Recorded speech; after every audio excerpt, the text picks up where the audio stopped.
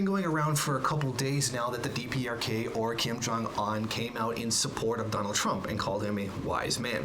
And of course the media has taken this and repeated it verbatim without really particularly providing a source, which is usually something that the Western media finds very difficult to do. Well, essentially, I did manage to track down the original source for this claim. It was from a Chinese website, one that isn't actually controlled by the DPRK state media. And it was in what is labeled as an op-ed column, meaning it was an opinion piece by a person at the website. It was not an official statement by the DPRK, which is what reactionaries are trying to portray it as.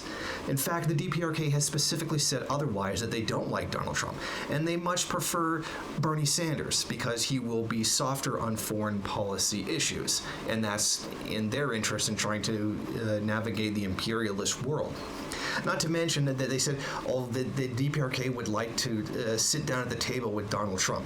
Well, no, they actually very specifically said the opposite like 2-3 days beforehand.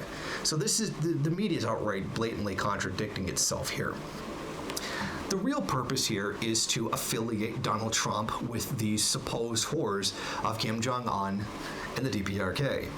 And this is a very dishonest tactic. It attempts to attack Donald Trump for things that he hasn't done.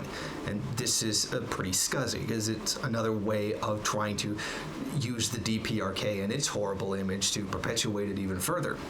If you're going to criticize Donald Trump, criticize him for things he has said, the things he has done, and the positions that he does hold, and there's a lot there to be criticized. It's not necessary to try to use the phony reputation of another country to try to demonize the guy.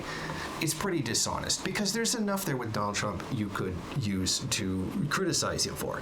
Again, the DPRK did not come out on the side of Donald Trump, and they did not call him a wise man.